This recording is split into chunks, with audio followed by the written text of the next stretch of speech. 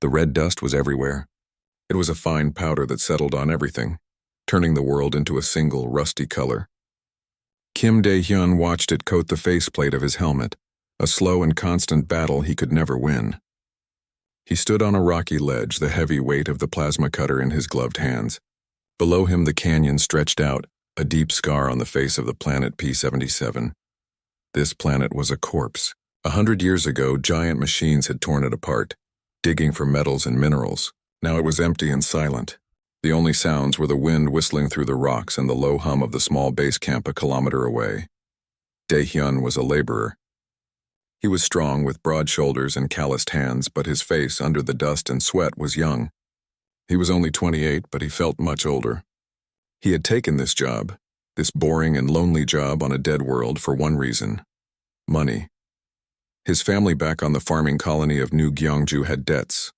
A bad season, a broken harvest, and suddenly they owed more than they could make. So Dae-hyun went to the one place that paid well for hard, unpleasant work. "Kim, are you sleeping up there? The sensor spike won't read itself." The voice crackled in his earpiece. It was Lee Ji-hoo, the leader of the survey team. She was a xenoarchaeologist, which meant she looked for old things left by alien races. To Dae-hyun, she was just his boss. She was sharp, always moving, and she never seemed to be satisfied. "I'm setting the charge now," Dae-hyun replied, his voice a low rumble. He wasn't a talker. He placed the small explosive charge on a large, unstable-looking rock formation. The team had found energy readings deep under this canyon, and their job was to clear a way down. It was dangerous work. The ground was unpredictable, full of old mine shafts and tunnels that could collapse at any moment. He moved back to a safe distance, took cover behind a boulder, and triggered the charge. A low thump echoed through the canyon, followed by the rumble of falling rock. A cloud of red dust billowed into the thin air. When the dust settled, Ji-hoo's voice came back, this time with a hint of excitement. "Good, the way is clear. The readings are stronger now. It's definitely a structure, not a natural formation. Dae-hyun, get down there and set up the lights. I want to see what we've found." Dae-hyun sighed inside his helmet. More work. He gathered the heavy equipment pack and began the careful climb down into the new opening. The rock was loose under his boots, and small stones skittered away into the darkness below. The hole led into a large, dark space. His helmet light cut a weak beam through the gloom, not reaching the far walls. He dropped a glow stick. It fell end over end, illuminating glimpses of a vast, empty chamber before it hit the floor far below with a tiny click. He found a more stable path down, his light sweeping across the floor. That's when he saw them. Skeletons. They weren't human. They had too many limbs, and their bones were shaped strangely. They were wearing armor, but it was old and corroded, falling apart at the touch. This was a battlefield. He could see blast marks on the walls and the scattered remains of ancient weapons. "Ji-hoo, I'm down." "There are. Remains down here. Alien." "Excellent. Signs of a conflict are perfect for finding artifacts. Look for anything that isn't a weapon or a body. Look for data chips, personal effects, anything intact." Dae-hyun moved carefully through the graveyard. He felt a strange respect for the dead. These beings had fought and died here for reasons he would never know. He was just digging up their grave for a paycheck. He was shining his light into a corner when he heard a deep, groaning sound from above. "Dae-hyun, get out of there." Seismic reading. "The whole chamber is unstable." Ji-hoo's voice was sharp with alarm. It was too late. A tremendous roar filled the chamber as the ceiling behind him gave way. A wave of rock and dust slammed into him, throwing him forward. His world became a violent, tumbling chaos. He felt a sharp pain in his leg as something heavy hit him. Then everything went still and quiet except for the faint sound of settling rock. He was buried up to his waist in rubble. His helmet light flickered, nearly dead. Panic started to rise in his chest. He tried to move his legs, but a sharp stabbing pain in his left one made him cry out. "Ji-hoo, can you hear me? I'm trapped." Only static answered. The rockfall must have blocked his signal. He was alone in the dark on a dead planet. He tried to push the rocks off, but they were too heavy. His oxygen gauge on his helmet display was blinking a warning. He had maybe 30 minutes of air left. The base would try to dig him out, but they might not find him in time. He struggled for what felt like an hour, but his strength was fading along with his air. His flickering light swept across the wall in front of him. It was a metal wall, unlike the rock around it, and there, partly buried in the debris, was a shape. It was rounded, smooth, With a final burst of effort, he stretched his arm, his fingers scraping against the object. He pulled it free. It was a helmet. It was different from his own cheap plastic one. It was made of a matte black metal, cool to the touch even through his glove. It was heavy. It had a single, narrow red slit for a visor, and the back of it had strange, intricate ports and connectors he didn't recognize. It was scarred and scratched, but it was whole. It looked incredibly old and incredibly advanced. His own oxygen alarm was now a constant, soft beep in his ear. 10 minutes. This was it. This was how he died, in a hole on a worthless rock, and his family would still have their debt. A desperate, crazy idea formed in his mind. This helmet was sealed. Maybe it had air. It was a 1 in a million chance. It was probably filled with ancient, stale vacuum or alien toxins, but it was the only chance he had. His hands trembling, he reached up and unsealed his own helmet. The air that hissed out was thin and cold. He took one last shaky breath of P-77's poor air and quickly pulled the black helmet over his head. It was a perfect fit. It was heavier than his old one, resting firmly on his shoulders. The interior was soft, molding itself to the shape of his head. For a moment, there was only silence and darkness inside the red-visored helm. He felt a fool. He was going to suffocate wearing a piece of scrap. Then a light flickered in the visor. A cool blue light. Text began to scroll, symbols he didn't understand. A soft chime sounded, and then a voice spoke. It wasn't in his ears. It was inside his head, clear and calm, without any emotion. It was a synthesized voice, like a machine. Power cycle initiated. Scanning host? Dae-hyun froze, too terrified to even breathe. Biometric scan confirmed. Species Homo sapiens. Genetic markers baseline. Neural interface established. The pain in his leg vanished. The fear in his heart quieted. A wave of unnatural calm washed over him. His vision suddenly flashed, and the dark, rubble-filled cave was overlaid with glowing green lines and symbols. Text scrolled along the edge of his sight. Structural analysis. Oxygen, 4%. Host vitals, stable. The voice spoke again inside his mind. Final and absolute. User designation, pilot. Awaiting command. Kim Dae-hyun, the quiet laborer, was no longer alone in the dark. And the galaxy, sleeping peacefully in its ignorance, had just taken its first unknowing step towards doom. The world had become a layer cake. On the bottom layer was the real world, the dark cave, the crushing weight of the rocks, the dull ache in his leg. On top of that was a new world, painted in light inside his mind. Green lines outlined every stone, calculating their weight and stability. A timer in the corner of his vision showed his remaining oxygen, but it was no longer blinking red.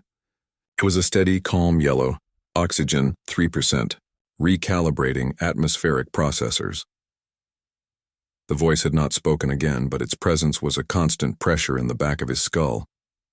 It was like having a very smart, very quiet roommate in his head. Who are you? Dae-hyun thought, the words forming silently in his mind. The response was instant. I am the combat asset. You are the pilot.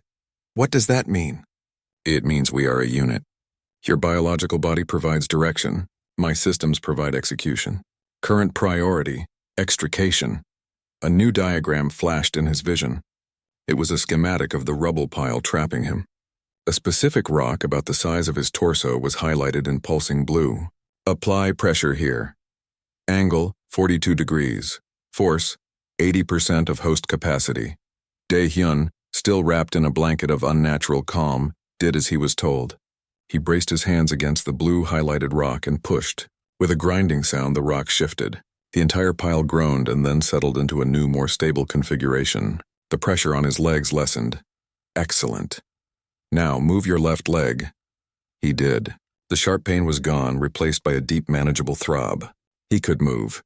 He was free. He slowly, carefully pulled himself out of the rubble and stood on shaky legs. He looked around the cave. Through the helmet's display, he could see heat signatures. The rocks were cooling. There was no sign of any other living thing. How do I get out? He asked. A path lit up on the floor of his vision, a glowing green line that snaked through the fallen rocks towards a wall of the cave. Follow the designated path. There is a ventilation shaft beyond this wall. It leads to the surface. The wall is solid rock, Dae-hyun said. Correct. It must be breached. Place your right hand on the location marked. A red circle appeared on the cave wall. Dae-hyun hobbled over and pressed his gloved palm against it. The helmet is equipped with a sonic resonance driver. It will induce a structural weakness in the rock, activating now. Dae-hyun felt a low, powerful hum travel down his arm. It was a vibration so deep he felt it in his bones. The rock under his hand began to crack, a spiderweb of fine lines spreading outwards. The hum grew louder and then stopped. The red circle on the wall was now a network of fractures. Apply kinetic force.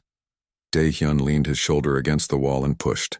With a crunch, a large section of the rock gave way, crumbling into a pile of gravel and revealing a dark, narrow tunnel beyond. A faint breeze smelling of stale dust flowed from the opening. "Ji-hoo, can anyone hear me?" Dae-hyun tried his comms again. Only static answered. The helmet was blocking the signal or the rock was too thick. Communication with local assets is not a priority. Survival and extraction are. Proceed. With no other choice, Dae-hyun began to crawl into the shaft. On the surface, Lee Ji-hoo was directing a frantic rescue operation. A small drilling rig was set up, its bit chewing noisily into the rock. "It's no use," said one of her technicians, a young man named Park Min-seok. He was their pilot, a man with a permanent look of mild annoyance. "The whole subsurface structure is a honeycomb. We drill in one place, we might cause another collapse somewhere else." "He's gone, Ji-hoo." "He is not gone," Ji-hoo snapped, her voice tight. His suit's distress beacon was active until the collapse. "His vitals were stable. He is down there and we are getting him out." She refused to lose a worker. The paperwork was a nightmare, for one thing. Suddenly, a call came from the perimeter watch. "Movement!" 500 meters east of the primary collapse zone. Ji-hoo grabbed her binoculars and ran to the edge of the canyon. She scanned the area. There, climbing slowly and deliberately out of a small fissure in the rock, was a figure. It was Dae-hyun. But something was wrong. He moved differently. His usual slightly slumped posture was gone. He walked with a straight back, his movements efficient and precise like a soldier, and on his head was a helmet she had never seen before. It was matte black with a single ominous red visor. "By the stars," Min-seok muttered, coming up beside her. "What is he wearing? Some kind of collector's item from down there?" "Get the med team ready," Ji-hoo ordered, her scientific curiosity immediately overpowering her relief. "And tell them to be cautious." They met him as he reached the edge of the camp. He stopped a few meters away, standing perfectly still. The black helmet regarded them silently. "Dae-hyun," Ji-hoo said, taking a careful step forward. "Are you hurt?" "Your leg. The report said you had a leg injury." "The injury has been stabilized," Dae-hyun said. His voice was his, but the tone was flat, devoid of its usual hesitant quality. It was the tone of someone stating a simple fact. "How?" Ji-hoo asked. "And where did you get that helmet?" "It's a remarkable artifact. You need to let us examine it." "Warning," the voice said in Dae-hyun's head. "The lead researcher poses a potential security risk. Do not relinquish the asset." "The helmet is functional." "It is keeping me alive," Dae-hyun said, repeating the words that formed in his mind. "It is not to be removed." Ji-hoo's eyes widened. "Dae-hyun, that thing could be leaking radiation or who knows what. It could be rewriting your brain chemistry. We have to study it." "It's the find of a lifetime." She reached out a hand, intending to touch the helmet's surface. Dae-hyun's arm moved faster than she could follow. His hand snapped up and caught her wrist, not hard, but with an unbreakable mechanical firmness. She gasped. His grip was like iron. Physical contact initiated. Hostile intent negligible. Release is advisable. He let her go. Ji-hoo stumbled back, rubbing her wrist. Her fear was now mixed with a thrilling, terrifying excitement. The helmet was more than just a piece of armor. It was active. "We need to report this," she said, her mind racing. "Immediately. This is a first contact scenario, a working AI from a pre-pacification war era." She turned to Min-seok. "Get the long-range comms array online. I need a secure channel to the Galactic Community Science Directorate." As Min-seok ran off, Ji-hoo turned back to Dae-hyun. He hadn't moved. The red visor was fixed on her. "Dae-hyun, listen to me. Whatever that thing is telling you, you have to fight it. You are Kim Dae-hyun. You are a laborer from New Gyeongju. You like spicy noodle soup and you send all your money home to your family. Remember that." Inside the helmet, Dae-hyun felt a flicker of confusion. The calm was so complete, but her words found a crack. He saw his mother's face. He felt the weight of the debt. He was just a man. What was he doing?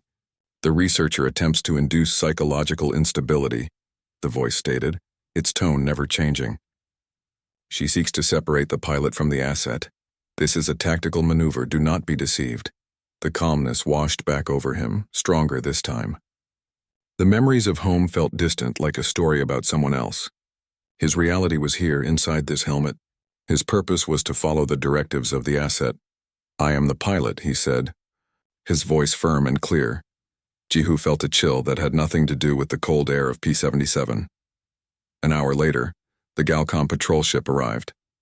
It was a small, sleek vessel, marked with the blue and silver symbol of the galactic community. Its purpose was peacekeeping, a gentle reminder of the law in the far reaches of space. 2 officers, a tall, slender being named Kalarn and his shorter, stockier partner, descended the ramp. Their expressions were bored.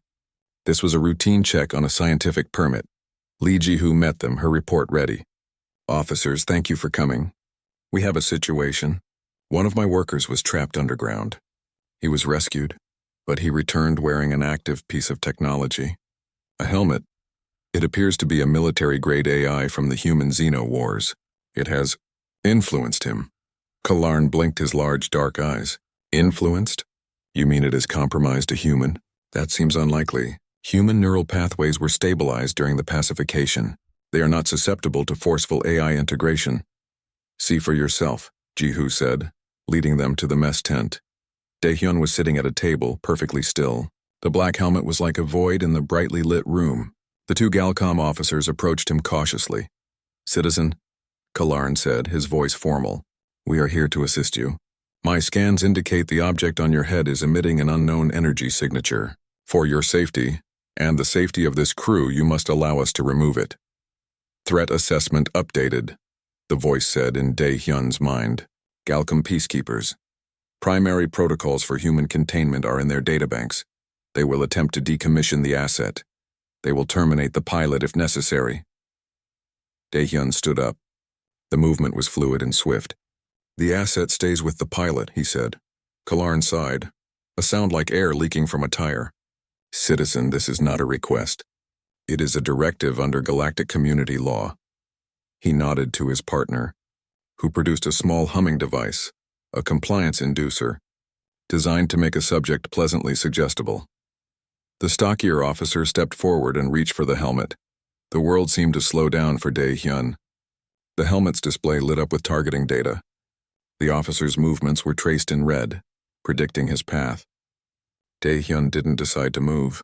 His body moved for him. His left hand shot out, deflecting the officer's arm.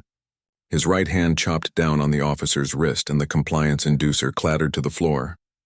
In one continuous motion, he twisted the officer's arm, using the alien's own momentum to spin him around and slam him face first onto the table. It was over in less than 2 seconds. Kalarn fumbled for his own weapon. Daehyun's foot lashed out, kicking the weapon from the officer's hand before it was even fully drawn. Kalarn cried out, clutching his stunned fingers. Daehyun stood over them, his breathing calm. He looked at his own hands, then at the 2 stunned Galcom officers on the ground. He had never been in a fight in his life. He was a digger, a laborer. Li Jihu stood frozen in the doorway, her hand over her mouth. Her eyes were wide with terror, and inside the helmet, Kim Daehyun felt a new emotion rising through the artificial calm. It wasn't fear. It was power, and it was terrifying. The mess tent was utterly silent. The only sounds were the low moan of the wind outside and the pained breathing of the 2 Galcom officers on the floor. Kim Daehyun stood over them, his hands still held in the ready position the helmet had forced them into. He looked at Li Jihu, her face a mask of pure horror. He saw himself reflected in her eyes. A monster in a black helmet. Threat neutralized. Hostiles are disarmed and disoriented. The next logical step is extraction from this location. The voice was the same calm, synthetic tone.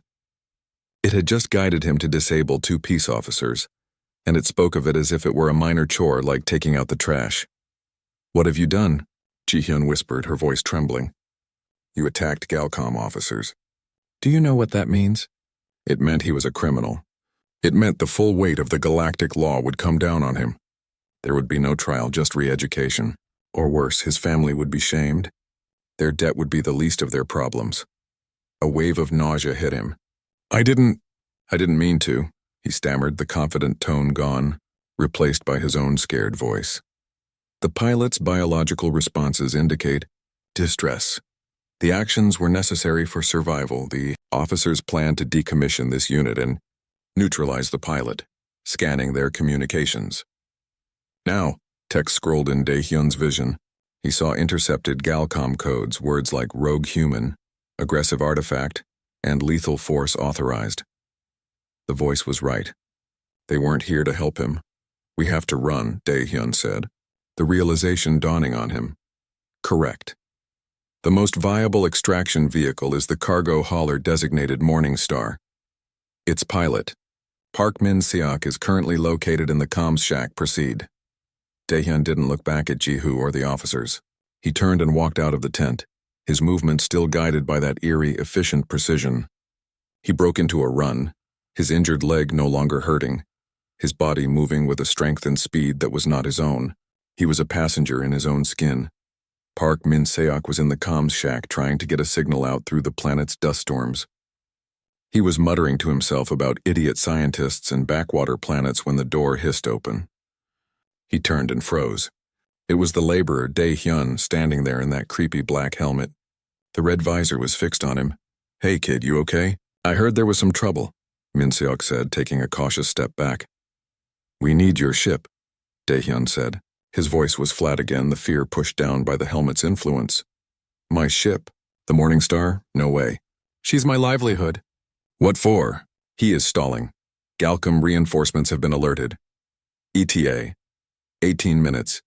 Subdue the pilot and take control of the ship. Before Min-seok could react, Dae-hyun crossed the room in 2 quick strides. Min-seok was a pilot, not a fighter. He yelped and tried to push Dae-hyun away, but it was like pushing a statue. Dae-hyun's hands moved, a quick, precise strike to a nerve cluster on Min-seok's shoulder. The pilot cried out as his arm went numb. Dae-hyun then grabbed him by the collar of his flight suit and started dragging him towards the hangar bay. Let go of me. You're crazy! That thing has made you crazy, Min-seok shouted, struggling uselessly. They reached the Morning Star. It was an old, boxy cargo hauler, scuffed and stained from years of hauling equipment to dead worlds. It was not built for speed or fighting. It was built to carry heavy things from point A to point B without breaking down. Dae-hyun shoved Min-seok up the ramp and into the cockpit. Take us off this planet now, or what? You'll hit me again, Min-seok spat, rubbing his sore shoulder. You can drag me around, but you can't fly this ship. You're a digger. He is correct. My direct control over the pilot's motor functions does not grant astronavigation skills. We require his cooperation. Propose a bargain. Dae-hyun let go of Min-seok. He took a step back. I do not want to hurt you, he said. And for a moment it was his own voice, tired and desperate. But they will kill me. They will take this helmet and they will kill me. You heard the officers. They authorized lethal force. Min-seok stared at the blank red visor. He saw the 2 Galcom officers on the floor. He knew the kid was right. Galcom didn't mess around with rogue humans. It was bad for public relations. Where would we even go? Min-seok asked, his defiance fading into weary resignation. Provide him with the coordinates. A string of numbers and letters appeared in Dae-hyun's mind. He had never seen a star chart in his life, but he recited them perfectly. Set a course for these coordinates. In the Silent Nebula, Min-seok's eyes went wide. The Silent Nebula? That's a graveyard. It's full of wreckage and radiation pockets. It's a no-fly zone for a reason. My ship isn't rated for that. The Morning Star has hidden capabilities.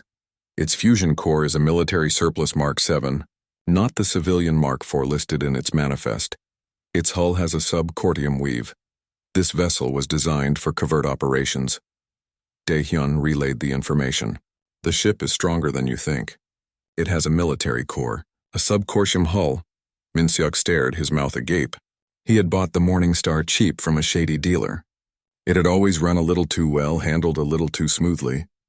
He had just thought he was lucky. A loud alarm blared through the base. Red lights began to flash. Galcom patrol ship is on final approach. They are powering weapons. They're here, Dae-hyun yelled. We have to go now. That was all the motivation Min-seok needed. He dropped into the pilot's chair. his hands flying over the controls. "Strap in, you lunatic," he grumbled. The Morning Star's engines whined to life. The hangar bay doors were still closed. "The doors," Min-seok shouted. "Interface with the ship's systems. I will provide the access code." Dae-hyun placed his hand on a console near his seat. The helmet whirred softly. A data cable, thin as a thread, snaked out from a port on the helmet and plugged into the console. The ship's computer screens flickered and alien symbols scrolled across them.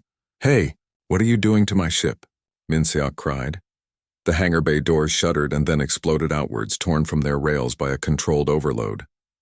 The Morning Star lurched forward, shooting out into the thin atmosphere of P-77 like a bullet from a gun. Behind them, the Galcom patrol ship, a sleek Predator, adjusted its course and gave chase. A warning shot of orange plasma streaked past their viewport. "They're shooting at us," Min-seok yelled, wrestling with the controls. "This old crate can't outrun them." Activating deflector shield, rerouting power to engines, providing evasive maneuver protocols. The Morning Star shuddered as a blue energy shield flickered around it. Another plasma bolt hit the shield and the ship rocked but held. On Min-seok's navigation screen, a green path appeared, showing a complex, twisting course through the canyon below. "Where did you learn to fly?" Min-seok muttered as he followed the path, diving the bulky hauler into the narrow canyon. The Galcom ship, faster but less agile, was forced to pull up and follow from above. "Target their primary emission array. A precise shot will disable their tractor beam and long-range sensors." A targeting reticle appeared on the main viewport, hovering over the pursuing ship.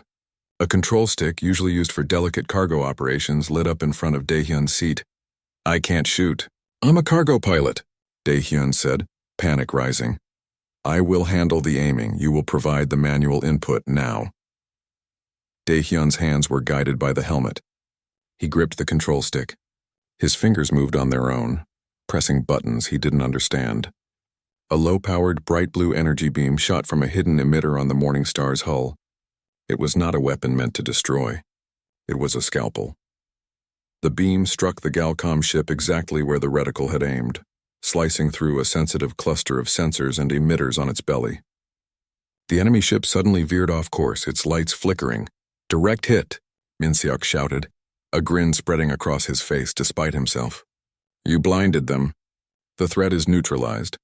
Proceed to the jump point, calculating hyperspace trajectory." Min-seok pushed the engines to their maximum, and the Morning Star shot away from the red planet, leaving the confused Galcom ship behind. He input the coordinates Dae-hyun had given him. The stars outside the viewport began to stretch into long lines of light. As the ship jumped into hyperspace, the strange guiding force left Dae-hyun's body. He slumped in his chair, exhausted. He looked at his hands. They were just his hands again. Min-seok let out a long, shaky breath. He turned to look at the man in the black helmet. "Okay," he said. "We're away. Now you want to tell me what in the seven hells that thing on your head is, and why it just turned my cargo ship into a warship?" Dae-hyun was silent for a moment. Then, the synthesized voice, calm and certain, spoke from the helmet's external speaker for the first time, filling the small cockpit. "It is a weapon, and we are going to wake it up. Create more chapters, headings, or parts numbers in each par." The inside of the Morning Star was quiet except for the constant low hum of the hyperspace engines. The frantic energy of the escape was gone, replaced by a heavy, waiting silence. Kim Dae-hyun sat in the co-pilot's chair, the weight of the helmet a constant reminder that he was no longer alone in his own head. Park Min-seok stared at the streaking lights outside the viewport. He had poured himself a strong drink from a hidden stash, his hand trembling slightly. He kept glancing at Dae-hyun, or more precisely at the helmet. "So," Min-seok said, breaking the silence. "A weapon. You want to elaborate on that?" Dae-hyun didn't answer. He was listening to the voice. "Provide him with the strategic overview. His cooperation is still required for piloting during non-combat situations." "The galaxy we live in is a lie," Dae-hyun began, his voice a monotone recitation. "A long time ago there was a war. Humans fought for their place. We were not peaceful. We were formidable. This helmet, the asset, is from that time. The war ended, but not with a victory. Humanity was pacified. Our history was erased. Our spirit was broken. We became what we are today. Laborers, servants, second class, Min-seok took a long drink. I've heard the stories. Old rumors. Boasts in spaceport bars. I never believed them. Show him. Dae-hyun reached out and placed his hand on the main console. The data cable from his helmet plugged in again.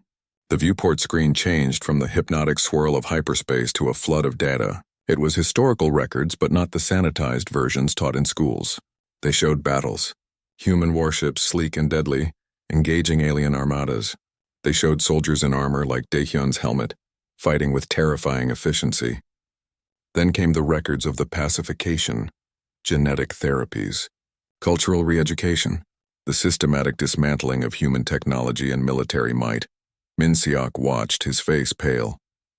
He saw his own people portrayed as proud warriors and then, over generations, turned into quiet, docile citizens. He felt a hot, shameful anger rise in his chest. This is true, he whispered.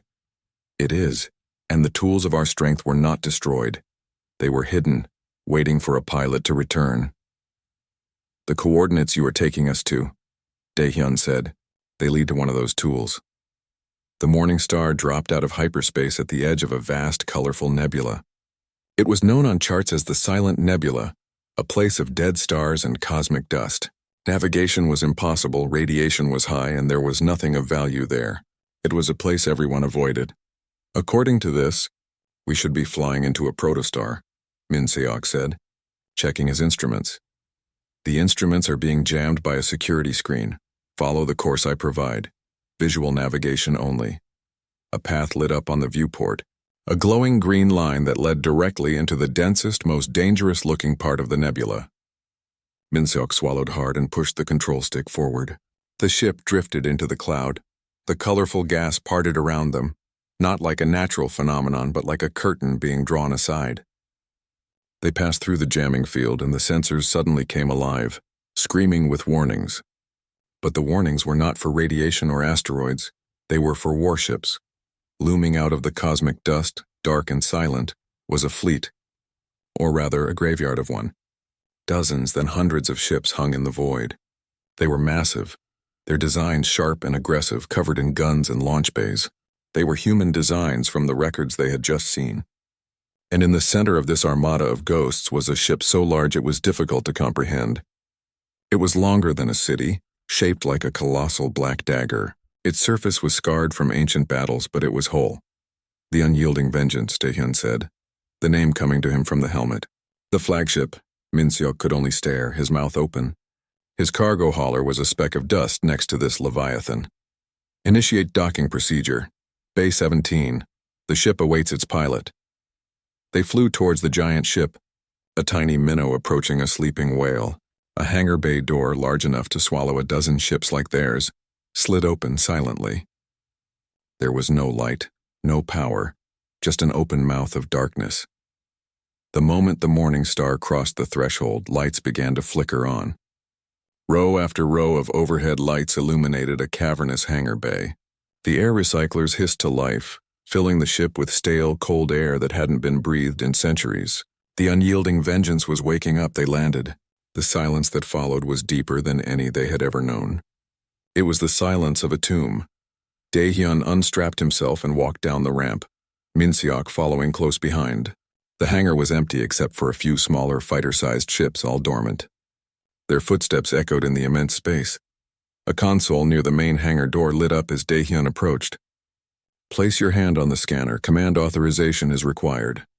Dae-hyun pressed his palm against the cold panel. A light scanned it, then a beam from the helmet washed over the console. Biometric and neural signature confirmed. Welcome aboard. Pilot reactivating core systems. A deep, resonant hum started from somewhere far below them, a vibration that traveled up through the deck plates and into their bones. More lights turned on, illuminating a path deeper into the ship. Monitors and displays all around the hangar flickered to life, showing system diagnostics, weapon status, and engine readouts. The ship was coming alive around them, a giant stretching after a long sleep. The bridge is awaiting your arrival. They followed the lit path through long, dark corridors, past closed doors and silent rooms. Finally, they reached a set of massive double doors. They slid open with a hiss, revealing the bridge. It was vast, with viewports that showed the incredible sight of the dormant fleet outside. Consoles were arranged in tiers, all now glowing with soft light. In the center of the room was a single large chair, the command chair. As Dae-hyun walked towards it, a holographic figure flickered into existence in front of the chair. It was a humanoid form made of blue light, featureless except for a single red sensor where its face should be. It was a larger version of the consciousness in Dae-hyun's helmet. I am the ship's central intelligence. You have activated the unyielding vengeance.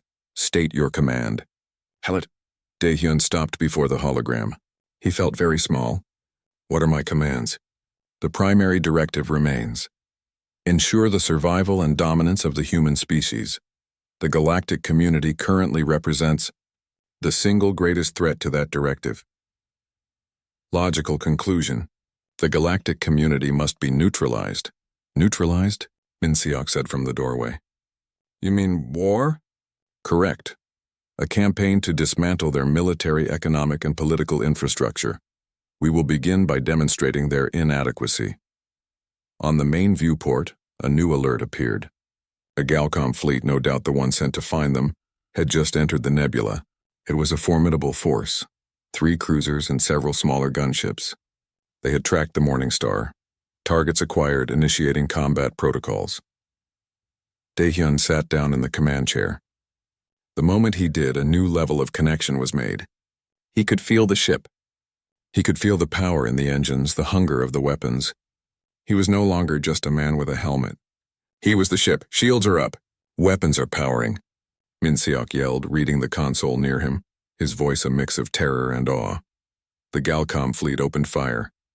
Bright lances of plasma streaked towards the unyielding vengeance. They impacted the shields, which flared a brilliant blue but held without a shudder. Return fire. Target their engines. Disable. Do not destroy. This is a demonstration. Dae-hyun didn't have to do anything.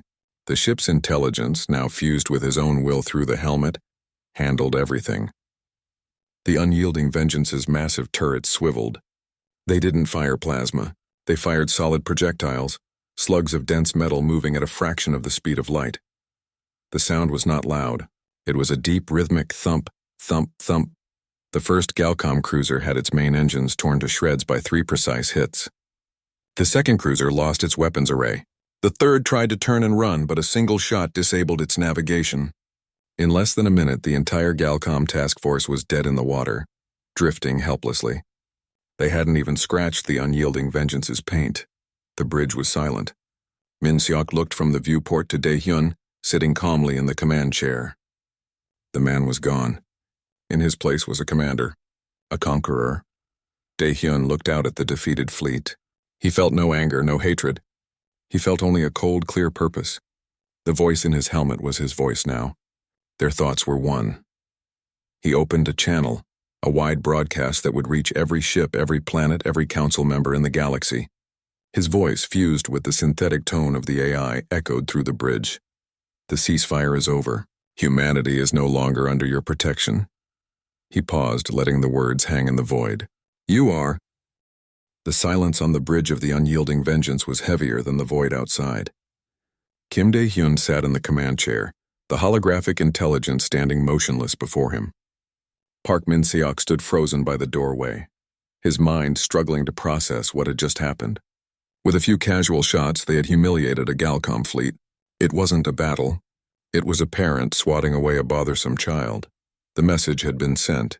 Dae-hyun's voice, twisted with the AI's coldness, was now spreading through the galaxy at the speed of light. There would be no taking it back. Min-seok finally found his voice. What have you done? Do you think they're just going to surrender? They'll send everything they have. They'll crush us. Analysis of Galcom military doctrine indicates a 0.03% probability of successful crushing maneuver. The ship's intelligence stated, its red sensor glowing. Their fleets are designed for policing and counterinsurgency. They are not equipped for a symmetrical war. What does that mean? Min-seok asked, exasperated. It means they are bullies who have forgotten how to fight a real enemy, Dae-hyun said, his voice calm. He was looking at the star map now displayed on the main viewport. They rely on technology we designed. Their communication networks, their trade routes, their banking systems. They are all built on a human foundation, a foundation we can unbuild. The AI highlighted key points across the map. We will not conquer their worlds. We will show them they are not in control. We will show our people they do not have to be afraid. The war, if it could be called that, began not with invasions, but with silence. On the core world of Xylos, the central banking hub for 3 sectors, all financial transactions simply stopped. Trillions of credits vanished from accounts, then reappeared, then vanished again. The markets crashed. Panic spread. The Galcom tech priest could not find the source of the error. It was a ghost in the machine. On the military world of Cathar, the entire fleet stationed in dry dock was locked down. The ships would not power up. The hangar doors would not open. A message was scrawled across every screen in the base in the simple text of ancient human code. You are guests on this ship. Mind your manners, and on 100 human-populated worlds, the broadcasts began. They showed the true history, the pacification, the lies. They showed the unyielding vengeance dismantling the Galcom fleet with ease. They showed that a human, a simple laborer, was the one in command. A new myth was born. The pilot.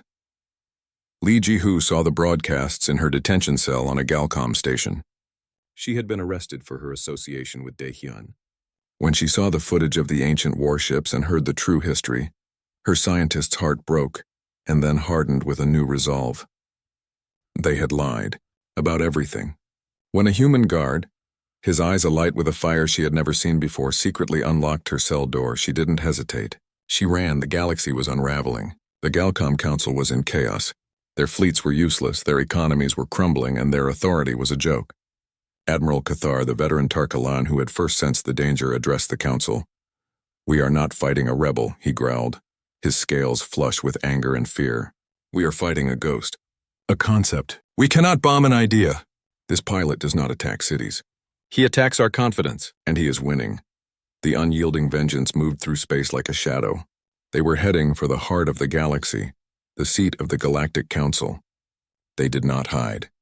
Their course was a straight, arrogant line, a final massive Galcom armada assembled to block their path. It was a spectacular display of force, hundreds of ships glittering against the dark. It was meant to be a show of ultimate strength. From the bridge of the flagship, Daehyun watched them approach. He felt no fear. The AI had calculated the outcome before the enemy ships had even finished forming their lines. They are deploying in a standard siege formation. It is a defensive posture. They are already admitting defeat. Show them, Daehyun said. The unyielding vengeance did not fire a single weapon. Instead, it activated its main drive at full power and flew directly towards the center of the armada. The Galcom ships opened fire, thousands of plasma bolts streaking towards the colossal human ship. The unyielding vengeance's shields flared a blinding constant blue, but it did not slow down. It did not deviate. It plowed through the formation like a stone through a wave. Ships scrambled to get out of its way. Those that were too slow were simply nudged aside by the immense shield bubble, sent spinning harmlessly into the void. It was the ultimate disrespect. They were not even worth destroying. The unyielding vengeance passed through the entire armada without a scratch and continued on its way. The Galcom fleet was left intact, humiliated and utterly defeated without a single casualty. The message was clear. You are beneath our notice. They arrived at the Council world, a beautiful, pristine planet known as Serene. The unyielding vengeance took up a position in high orbit, a black dagger hanging over the heart of the galaxy. On the surface, panic reigned. But no weapons were charged. No bombs were dropped. In a small, stolen ship, Li Jihu and Park Min-seok, who had been secretly coordinating with the growing human resistance, flew up to dock with the unyielding vengeance. They were escorted to the bridge by silent, automated drones. The bridge was just as Min-seok remembered, but Daehyun was not. He still sat in the command chair, but the helmet was off. It rested on the arm of the chair. He looked tired and older, but his eyes held a calm, unshakable certainty. The holographic intelligence stood nearby, a silent guardian. Daehyun, Jihu said, her voice soft. He turned to look at them. Jihu, Min-seok, you came? The whole galaxy is falling apart because of you, Jihu said. She wasn't accusing him. She was stating a fact. It was already broken, Daehyun replied. We just stopped pretending it wasn't. He gestured to the viewport, to the peaceful planet below. They are waiting for us to attack. to prove we are the monsters they always feared we were. A logical expectation, the AI stated. But that is the old way, Daehyun said, standing up. He walked to the viewport and looked down at Serene. The way of the war that never truly ended. This is a new way. He turned to the AI. Open a channel to the Galactic Council, visual. I will speak to them myself. A moment later, a screen lit up, showing the terrified faces of the council members. The Tarkellan Admiral Cathar was among them, his head bowed. Daehyun looked at them, his hands clasped behind his back. He was just a man, a former laborer, but he held the power to shatter their world with a word. You tried to erase us, he began, his voice quiet but firm. You tried to turn us into quiet, harmless pets. You failed. He paused, letting the words sink in. The war is over, not because you surrendered, but because we have decided to stop fighting. Your fleets cannot touch us. Your economies cannot function without us. Your authority is gone. He took a step closer to the screen. From this day forward, humanity is free. We will govern ourselves. We will have our own seat on this council. Not as subordinates, but as equals. We will share the technology you hoard. We will tear down the walls you built. He looked at Admiral Cathar. You can try to fight this, and you will lose. Or you can accept it, and we can build something new. The council was silent. The choice was not a choice at all. It was a simple acceptance of a new reality. Daehyun closed the channel. The screen went dark. Lee Ji-hoo walked up beside him. She looked from the planet below to the man beside her. What now? She asked. Daehyun picked up the black helmet from the chair. He looked at its red visor, then out at the stars. The ghost of a smile touched his lips. Now, he said, his voice his own yet filled with the weight of a reclaimed future. They negotiate. The galaxy's doom had not been fire and destruction. It had been the terrifying, quiet sound of a cage door opening, and humanity, after a long and peaceful sleep, was finally awake.